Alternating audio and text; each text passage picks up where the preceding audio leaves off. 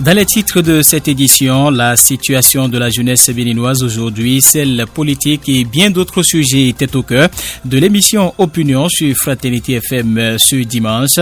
Invité pour en parler, Tierno Togbé, expert financier, avocat au barreau du Bénin. Selon lui, sur la situation de la jeunesse béninoise, celui qui est aussi acteur politique révèle une frustration dans le rang des jeunes, vous l'entendrez dans cette édition. Et pendant ce temps, la police républicaine voit ses capacités opérationnelles renforcées. C'est à travers une dotation en équipement stratégique et essentiel. Il s'agit d'une initiative de l'Organisation internationale pour les migrations OIM au Bénin qui vise à enrayer les menaces qui pèsent sur les frontières béninoises. La cérémonie de remise s'est déroulée en présence du directeur général de la police républicaine. Les détails sont à suivre. Et les ménages du Grand Nokoué devront désormais s'apprêter donc à payer pour les services à eux rendus par la Société de gestion des déchets de la salubrité SGDS. Annonce faite par la structure elle-même. Après près de 4 années de gratuité, comment ces redevances seront-elles payées? Le porte-parole du gouvernement s'est prêté à cette interrogation ce jeudi. Vous suivrez sa réponse dans cette session de l'information. À suivre d'autres précisions, d'autres informations au plan local et national, l'actualité sur le continent, les nouvelles sportives et puis en toute fin d'édition, le retour hebdomadaire. Merci donc mesdames et messieurs de nous préférés pour vous informer. Ainsi se présente la charpente de cette édition. Bienvenue, bonjour à tous. Radio Fraternité 96.5. Fraternité FM. Nous sommes aujourd'hui dimanche 3 novembre de l'an 2024. Merci de votre fidélité à nos programmes. Je vous l'annonçais dans les titres, Tierno Togbé, invité ce dimanche de l'émission Opinion sur Fraternité FM. L'expert financier avocat au barreau du Bénin a jeté son regard sur l'actualité socio-politique nationale. Il a d'abord opiné sur la situation de la jeunesse béninoise aujourd'hui. Pour celui qui est aussi membre du Conseil national de l'autorité de régulation de l'électricité, il y a une certaine frustration dans le rang des jeunes marqués surtout par un taux de chômage élevé. Il pense cependant que les opportunités sont là pour résoudre ce problème. On l'écoute pour plus de précision. Alors depuis quelque temps, je suis en tournée partout dans le Bénin et j'ai l'opportunité de rencontrer la jeunesse béninoise. Je vois que cette jeunesse éprouve un certain nombre de frustrations, éprouve beaucoup de difficultés, notamment la question du chômage. L'emploi des jeunes est une préoccupation majeure au Bénin comme dans d'autres pays. Mais lorsque nous avons une population aussi jeune et qui a aussi peu d'opportunités pour tout le monde, eh bien, la question de l'avenir de la jeunesse se pose. Plusieurs d'entre eux auront envie d'aller à l'étranger. Moi, c'est vrai que j'ai étudié à l'étranger. On pourrait se demander, mais pourquoi de jeunes ont plutôt l'envie de faire le chemin inverse et de ne plus revenir. Je pense que nous avons des opportunités ici dans notre pays, au sein de notre continent. Il faut savoir les saisir, il faut bien s'organiser et se dire que rien n'est perdu. Il faut réfléchir, il faut avoir des outils bien sûr pour pouvoir s'en sortir dans un environnement très compétitif, très concurrentiel où tout le monde devrait pouvoir avoir sa place. Sur le plan politique, Tierno Togbé affirme que 2026 représente un tournant décisif pour le Bénin, un rendez-vous électoral au cours duquel la jeunesse aura son mot à dire. On écoute l'expert financier et avocat au barreau du Bénin. Il était l'invité de Raoul Tsieb-Gounokon et de René Souglo. Je pense que 2026 c'est un grand rendez-vous pour nous tous. C'est un grand rendez-vous pour nous tous et d'abord un grand rendez-vous pour la jeunesse béninoise. Je crois que l'Afrique a démontré que la jeunesse constitue aujourd'hui un poids politique majeur. Et nous avons le cas, je peux citer, que ce soit le Sénégal notamment, la dernière référence en date dans le domaine, on a pu voir ce que la jeunesse a pu démontrer en termes de capacité, en termes de poids du nombre, parce que une élection législative ou présidentielle, ce sont des chiffres qui parlent. C'est d'abord des chiffres. Aujourd'hui, les jeunes représentent, nous avons certainement plus de 60% de l'électorat qui va s'exprimer en 2026. Est-ce que la jeunesse dont on parle là a conscience de mais cette justement, il faut qu'on l'en informe. Il faut qu'on informe la jeunesse qu'au jour d'aujourd'hui, ils représentent plus de 60% de l'électorat. Il suffit. Oui, c'est eux qui décident. C'est nous qui allons décider. Si on décide d'aller à gauche ou à droite, eh bien, on ira à gauche ou à droite. Autre volet de l'actualité est toujours en titre, la police républicaine franchit une étape importante dans sa quête de sécurité au Bénin. À cet effet, elle a été dotée d'équipements essentiels et stratégiques à travers le projet de renforcement des capacités des autorités de gestion des frontières. Cette initiative vise à renforcer l'intégrité nationale et à transformer les menaces qui pesaient sur les frontières béninoises. Le projet de renforcement des capacités des autorités des frontières entièrement financé par le Bureau des Affaires internationales de stupéfiants et d'application de la loi du gouvernement des États-Unis témoigne d'un partenariat dynamique entre plusieurs acteurs. Selon Idrissa Dama Tamboura, chef du bureau de l'Organisation internationale pour les migrations au Bénin, cette dotation marque une avancée significative dans la sécurisation des frontières béninoises. On l'écoute pour plus de précisions. Grâce à ce partenariat dynamique multi-acteurs, 2 projets majeurs se matérialisent par la présente cérémonie de donation. Il s'agit du projet de renforcement des capacités des autorités de gestion des frontières pour la sécurité au Bénin, d'une valeur de $1 500 000 US, et du projet de renforcement de la gouvernance des frontières par l'engagement communautaire au Bénin et au Togo, d'une valeur de $2 250 000 US, tous deux entièrement financés par le Bureau des Affaires internationales de stupéfiants et d'application de la loi du gouvernement des États-Unis, j'ai nommé ANL ici représenté. La présente dotation concerne donc le volet 2 et comprend 2 véhicules, 12 motos et leurs accessoires, des détecteurs de métaux, des radios VHF, du matériel d'inspection et des mobiliers et accessoires de facilitation de la formation initiale et continue des agents de police. L'ensemble de ces équipements immobiliers d'une valeur d'environ 90 millions de francs CFA constitue une première phase de l'intervention soutenue par les États-Unis d'Amérique. Les équipements mis à la disposition de la police républicaine sont entre autres des véhicules, des motos, des détecteurs de métaux et matériel d'inspection. Cette dotation représente une première phase d'intervention d'une valeur d'environ 90 millions de francs CFA et est destinée à moderniser et à renforcer les capacités opérationnelles des forces de sécurité béninoises. Brunil Ellis, chef de mission adjointe de l'ambassade des États-Unis, revient ici sur l'impact de cette initiative sur le renforcement des capacités de la police républicaine. Avec un budget combiné de 3,75 millions de dollars investis au Bénin, ces programmes complètent notre coopération en cours de la DGPR pour former et équiper les unités spéciales de sécurité, fournir un mentorat à la brigade criminelle et renforcer la direction des renseignements. En outre, il s'aligne sur notre travail avec le ministère de la Justice pour moderniser le système judiciaire du Bénin et améliorer la sécurité et la protection des droits humains dans les prisons. Il s'agit de donner à la police républicaine les moyens d'améliorer la sécurité publique, de renforcer l'état de droit et de veiller à ce que la justice soit rendue de manière équitable et efficace. Le directeur général de la police républicaine à son tour a exprimé sa gratitude pour cette initiative, soulignant l'importance d'une réponse adaptée et innovante face à l'instabilité régionale qui perturbe les frontières béninoises. Il a aussi souligné que cette dotation permettra désormais une meilleure surveillance des mouvements des populations et une plus grande efficacité dans les opérations de contrôle au point d'entrée. On écoute Soumaïla Labiyaya, directeur général de la police républicaine.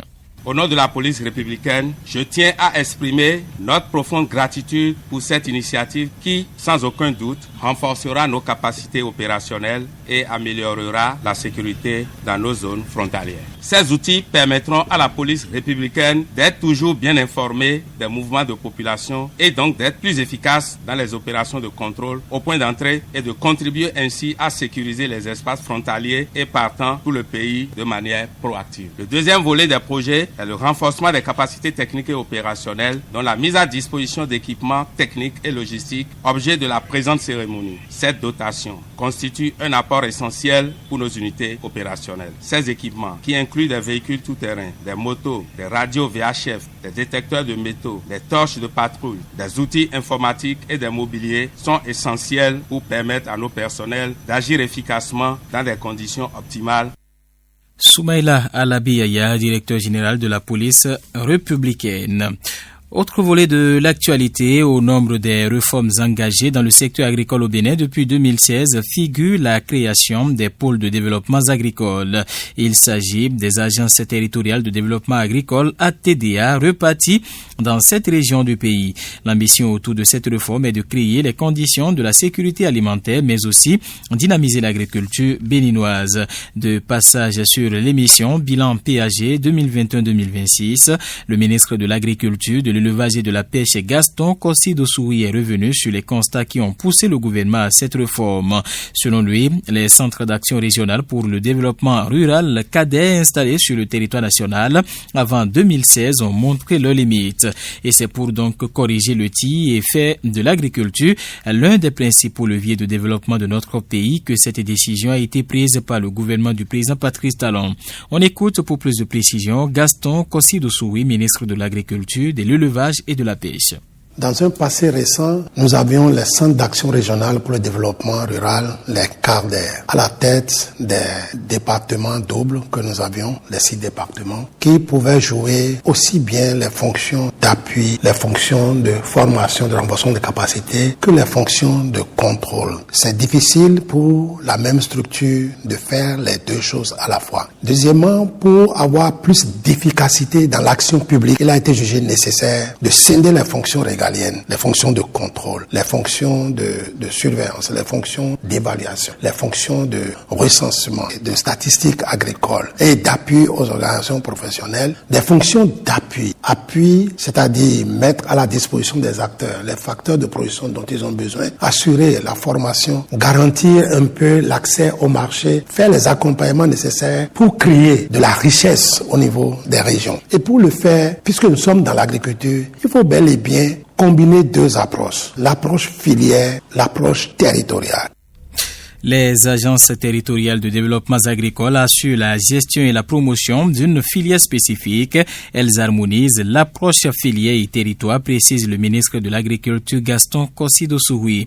Elles se chargent également de mettre en œuvre l'ambition du gouvernement dans la promotion des filières porteuses et capables de contribuer efficacement à l'économie nationale. Plus de précisions avec le ministre de l'Agriculture Gaston Dossouri. Le rêve du président de la République, c'est de voir, comme dans d'autres pays, la ceinture cotonnière, la ceinture maïsicole, la ceinture de palmier à huile, comme ailleurs on dit cotton belt, arachide belt, et ainsi de suite. Bref, c'est cet esprit-là. Et dans chacun de ces pôles de développement agricole qui ont été créés, il y a des profils agricoles, il y a des spéculations phares sur lesquelles l'action publique devrait porter prioritairement. À côté de cette répartition de rôles sur le terrain, nous avons eu à réfléchir et à choisir les filières porteuses. Pour quitter la politique unijambiste d'exportation de coton, il faut bien voir les filières à haut potentiel, à haute valeur ajoutée, les filières conventionnelles, les filières spécifiques comme l'élevage, la production de lait, la production d'œufs et de viande. Et pour chacune de ces filières, il a été mis en place un programme national de développement. Et c'est ce programme-là qui a été financé. Et le gouvernement, de 2016 à 2023, disons, nous avons déjà injecté des ressources propres de l'État de plus de 32 à 35 milliards de francs. Ça permet vraiment de résoudre les problèmes de proximité. Placés sous la tutelle du ministère de l'Agriculture, de l'élevage et de la pêche, les ATDA ont permis aujourd'hui d'obtenir un impact considérable dans la promotion des filières à fort potentiel, se réjouit le ministre de l'Agriculture. Gaston Kossi-Dossouri dit avoir remarqué une professionnalisation de l'agriculture et une amélioration subséquente des conditions de production et de vie des agriculteurs et autres acteurs agricoles à travers la mise en œuvre de cette nouvelle politique gouvernementale dans le domaine agricole. Plus de précisions avec le ministre de l'Agriculture, Gaston Dossouri. Les ambitions, d'une manière ou d'une autre, affichent quand même des scores assez importants. Les producteurs savent à qui s'adresser pour avoir des facteurs de production. Ils savent à qui s'adresser pour régler des questions de contrôle, de suivi et d'appui. Donc, c'est déjà une chose. Deuxièmement, les programmes nationaux de développement ont reçu des financements. Et de manière spécifique, il faut pouvoir mesurer l'impact que ces financements-là ont eu dans le changement de comportement des acteurs et dans le changement développement de leur modèle de vie. Sur les ATDA, le modèle de gestion a changé par rapport au passé. La professionnalisation est devenue une réalité. L'implémentation de projets et programmes spécifiques à chaque zone est une donne auquel tout le monde est tombé d'accord aujourd'hui. Mieux, lorsque vous êtes chef de file d'une filière, vous pouvez maintenant avoir des relations avec les autres pôles de développement qui sont pôles annexes à ce programme-là. Et vous répondez au niveau national de tout le programme. Je prends le programme de riz. Le chef de file est à Malanville, mais le riz on produit dans les collines, dans le zoo, dans l'Atlantique, dans l'Ouémé. Il est 13h passé de 15 minutes. Fini la gratuité du ramassage des ordures ménagers dans le Grand Nokoué. À compter du 1er janvier 2025, tous les ménages et autres structures bénéficiant des services de la Société de gestion des déchets et de la salubrité SGDS devront donc désormais payer pour ces prestations. L'annonce a été faite par les responsables de la structure elle-même à travers un communiqué, et face aux professionnels des médias ce jeudi, le porte-parole du gouvernement est revenu sur les modalités de paiement de cette redevance. Selon Wilfried Léandre-Ngwedji, le gouvernement a pris en charge les tarifs de la SGDS depuis 4 ans bientôt. Ceci pour montrer au peuple béninois que la salubrité est bien possible dans nos villes. On l'écoute pour plus de précisions. Est-ce qu'avant 2020, nous ne payions pas nos impôts en même temps que nous payons les ONG pour ramasser les ordures? Et avec des résultats mitigés, pour ne pas employer un mot plus fort. Alors que depuis 4 ans, sous le sceau de la gratuité, nous bénéficions d'un meilleur service de la part de la SGDS, où chacun note que nos voies, nos artères publiques sont propres. Nos rues sont débarrassées des ordures. Plus personne ne voit dans Cotonou les tas d'ordures sauvages qu'il y avait. Moi, je me promène dans les rues à pied parfois en faisant mon sport, et j'ai tendance à observer est-ce qu'il y a un tas qu'on découvre quelque part. Et quand il y en a, vous appelez GDS, les jours d'après, ils sont passés nettoyés. Donc chacun voit très bien, de ce point de vue-là, qu'il y a une dynamique formidable qui est en cours, dans le sens de l'assainissement de nos villes, où les ordures, les déchets solides ménagers sont ramassés à échéance plus ou moins régulière et avec efficacité, et nous sommes heureux de bénéficier d'un tel cadre de vie. Nous voudrions que cela se poursuive. Aujourd'hui, la GDS emploie à peu près 6300 personnes, à peu près, qui ont un salaire, qui ont des outils de travail. Et peut-être que demain, ça va être 10 000 personnes, 20 000 personnes. Il faut lui permettre de s'autonomiser, d'avoir les moyens de se gérer, de gérer le service qu'on lui demande de façon optimale. Wilfried Léandre-Ngwedji a également rassuré de ce que les ménages paieront la SGDS en fonction des frais perçus par le passé par les ONG de pré-collecte d'ordures. Il précise également que la somme de 30 000 francs CFA avancée est réservée aux sociétés et non aux ménages. On écoute le porte-parole du gouvernement, Wilfried Léandre-Ngwedji. Moi, les Béninois que je rencontre et avec lesquels je parle, ils sont plutôt reconnaissants au gouvernement d'avoir supporté pendant 4 ans les charges, alors qu'il avait annoncé 1 an. On avait dit que ce serait gratuit pour 1 an, le temps de montrer à l'opinion que c'est possible d'avoir des villes propres, c'est possible dans notre pays aussi de gérer nos déchets solides ménagers de façon efficace, et ensuite on allait demander maintenant de payer. Mais le gouvernement a supporté pendant 4 ans, et les Béninois que je rencontre disent franchement, ça, si ça a un nom, c'est du hautement social. Et plus encore, je suis sûr que chez vous, il y a 4-5 ans, si vous étiez abonné à une ONG, vous payez au moins 3 000 francs le mois. En tout cas, moi, je payais 3 000 francs le mois où j'étais. Aujourd'hui, on a tenu compte de ce que les gens payaient. C'est 3 000, c'est 5 000. Les montants de 10, 12, 30 000 que vous voyez, ça concerne d'autres édifices, les entreprises. Et donc, on a tenu compte du niveau de redevance que nous payons déjà aux ONG. Mais qu'en plus, au moment de fixer les redevances, il a tenu compte de la situation en T. Il n'a pas dit maintenant, bon, il faut multiplier par 2 ou par 3 parce qu'il y a des équipements modernes, il y a plus de monde qui travaille, le ramassage est plus régulier. Il n'a pas dit ça. Contrairement donc à l'information qui a circulé faisant état du paiement de ces redevances sur prélèvement des factures de la SBE de la SONEB, le porte-parole du gouvernement a clarifié et précise que la SGDS va délivrer elle-même sa facture aux ménages concernés. Wilfried Léandre-Ngwedji qu'on écoute. Ceux qui vous ont parlé, je suis sûr qu'ils ne font pas partie de la majorité, mais ils ont une préoccupation qui leur est légitime.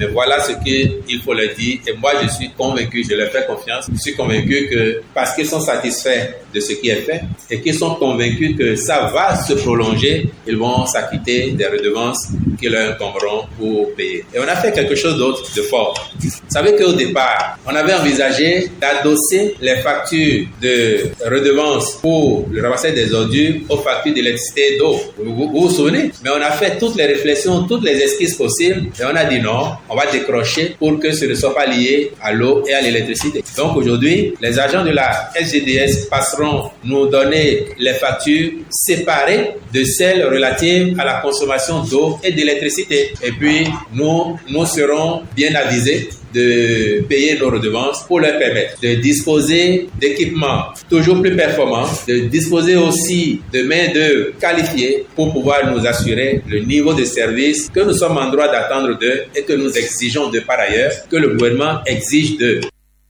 Un reportage focus dans ce journal. On s'intéresse à l'hygiène dans les boucheries à Parakou. Dans ces marchés de vente de viande, il règne une insalubrité qui met mal à l'aise donc les usagers. Akilas Tako est allé faire le constat. Voici son reportage.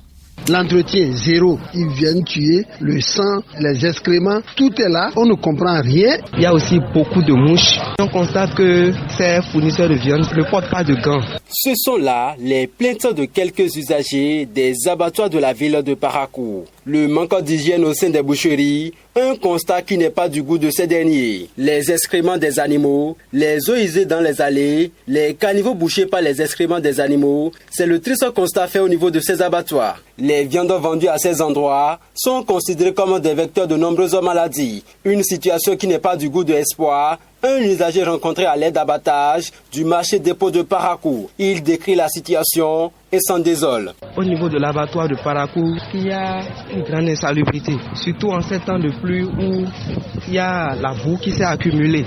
Donc l'endroit n'est pas propice pour ceux qui nous fournissent de la viande. Aussi on constate que ces bouchers ne portent pas de gants, ce qui peut aussi transmettre des bactéries à ces viandes que nous consommons. Donc ça peut augmenter le taux de maladie dans le pays.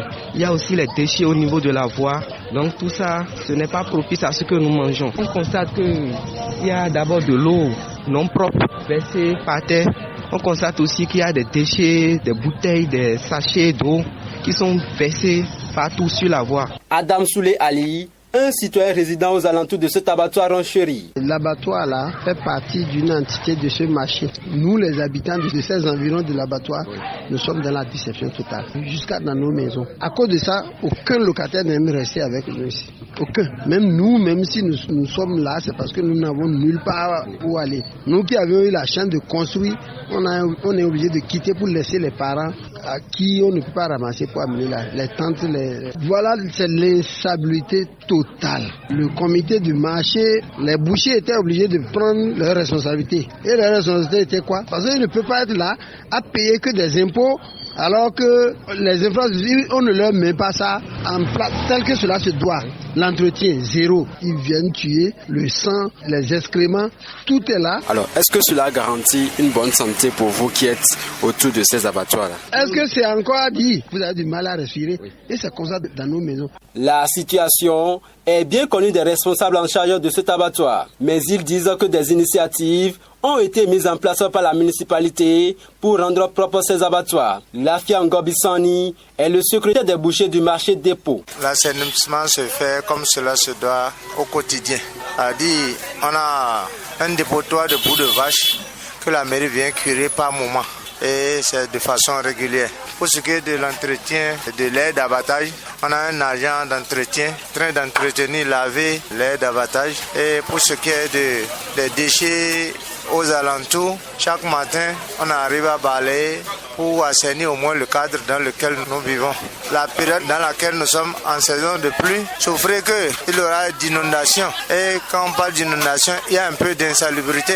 On ne peut comprendre l'homme parce que quoi qu'on fasse, l'homme est un être insatiable. Mais à quand la construction des abattoirs de type modèle dans la ville de Parakou? Question à laquelle répond François Dadidier, chef de la division réglementation et contrôle des produits d'origine animale à la direction départementale de l'agriculture, de l'élevage et de la pêche du Borgou. On ne peut avoir les meilleures conditions d'hygiène autour de la viande s'il n'y a pas d'infrastructure adéquate. Le projet d'abattoir moderne prévu pour la ville de Parakou, où en est-on? C'est le projet Prodesilam, qui a sa base à Kandi, à la CDA 2 d'envergure nationale, qui est porteur de cette infrastructure-là. Mais je vous avoue que le projet est sur de bonnes voies et nous n'avons que d'ici à là que l'infrastructure sorte de la terre pour le bonheur de tous les bouchers, de tous les vétérinaires, de tous les acteurs de la viande. Le premier conseil, c'est la propriété ou rien. C'est vrai que ce n'est pas facile parce que déjà, vous voyez, déjà, au niveau de nos ménages, les ordures que nous accumulons, la fréquence à laquelle ça doit s'enlever, encore que vous savez, les abattoirs, c'est des lieux qui produisent abondamment et régulièrement des déchets. Donc, c'est une activité qui fait appel à plusieurs acteurs, et surtout la mairie et les ONG de collecte de déchets. Donc, on conseille qu'en endroit des bouchers, de ceux qui manipulent la viande, la propriété doit être de l'avant-garde. Pour notre santé et la santé des populations, il urge donc que les autorités pensent plus vite à la construction des abattoirs de type modèle pour le bien-être de tous.